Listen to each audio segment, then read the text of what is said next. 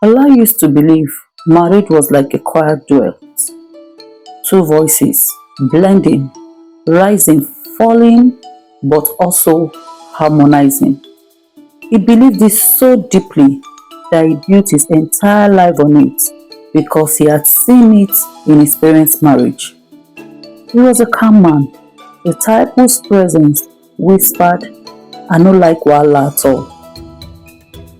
To his friends, he was a model husband, God-fearing, gentle, thoughtful to a fault.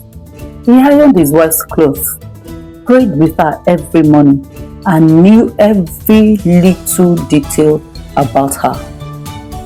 But behind their neatly framed wedding portrait was a truth he never dared to say. A truth that choked him slowly. And her name was Shade. Shade, pretty like a sunset, tongue sharp like the devil's broken bottle. They had met in church. She led worship, lifting her hands with the intensity of someone who saw heaven every day. He admired her passion, her fire, until he realized fire burns. The first slap came on a Wednesday. He had gotten home earlier and had made white rice instead of jollof rice. "Ola, are you normal at all?" She snapped, her brows raised like insults. "I'm sorry," he said softly. "I thought you wanted something light." The slap cut his sentence. Hot, fast, blinding. He staggered. "Shade, you hit me," she hissed. "Stop behaving like a child. Is it not an ordinary slap?" It was ordinary to her, but to him, it shook something loose, something he didn't have the language to name yet. The abuse didn't start that day, though it was the emotional abuse that came first. Subtle, sneaky. "You don't behave like a man. You're too soft. Sometimes I wonder if you're even useful. No wonder people don't rate you. Now me go train you." Then came the yelling, the insults, the manipulations. And when her words weren't enough, her hands followed. Ola kept quiet because men don't talk, because society will laugh, because his pastor once said, "Endure, brother. Marriage is not for boys." And Ola tried to endure. He tried until endurance became slow death. One evening, after a particularly long day at work, he came home to Shade sitting with arms folded. "So you forgot to fill the gas, Abi?" she barked. "I thought there was enough." Thought. She stood, walked up to him and pushed his chest. "Are you stupid?" Ola held her hands gently.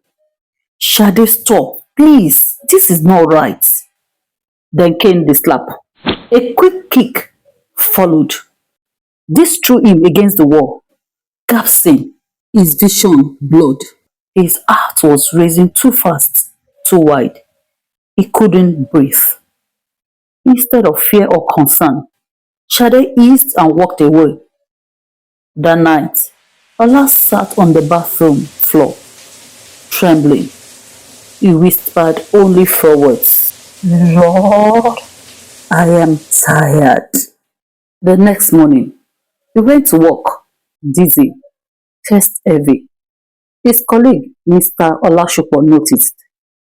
"Guy, you are pale. You dey alright?" Ola chuckled weakly. "I'm fine, just tired." But he wasn't fine. During a meeting, he collapsed. At the hospital, the doctor looked at him with a mixture of pity and disappointment. "Ola, what's happening to you?" "Nothing, doctor. You have elevated blood pressure, stress related, severe." Ola looked away. The doctor lowered his voice. You're dying slowly. Whatever is causing this, you need to remove yourself. Remove yourself. The words perched in his mind like a stubborn bird. 2 weeks later, it happened again.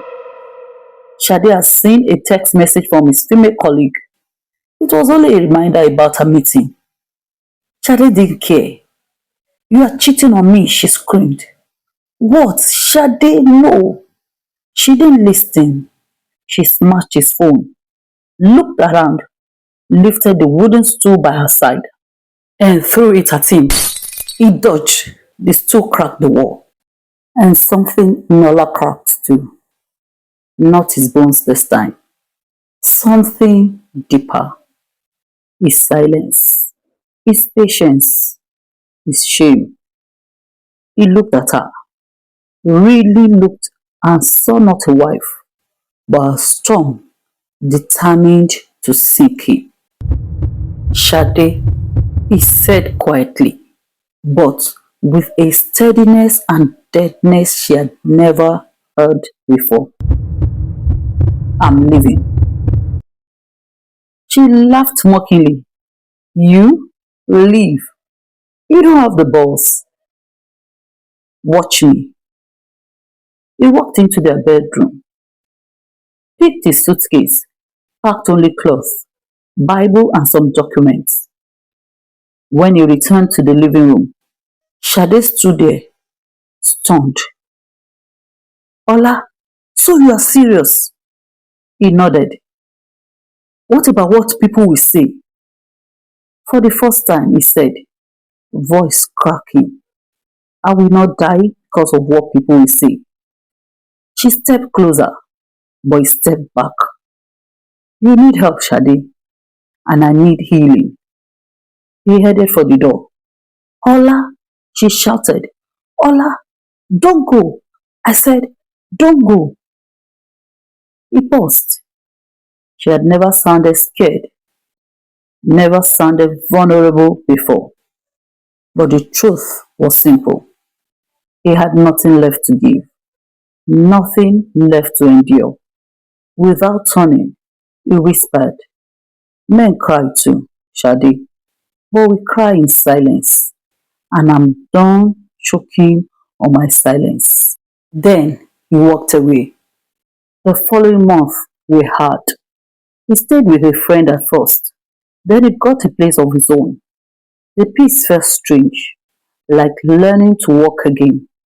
But he slept better, ate better, prayed with clarity, and his blood pressure returned to normal. People gossiped. Some mocked. Some said he was weak. But for the first time in years, Ola could breathe, and breathe deeply. On International Men's Day, he posted a simple message on his status. Men are human beings too. We bleed, we break, we cry, and we deserve safety. Walking away didn't make me weak. It saved my life. Messages poured in from men who had been suffering silently. Men who thought they were alone. Men who finally found the courage to say, me too. And Dollar smiled, grateful that his quiet ones now had a voice that echoed one truth. Men need care. Men need safety too. And men deserve love.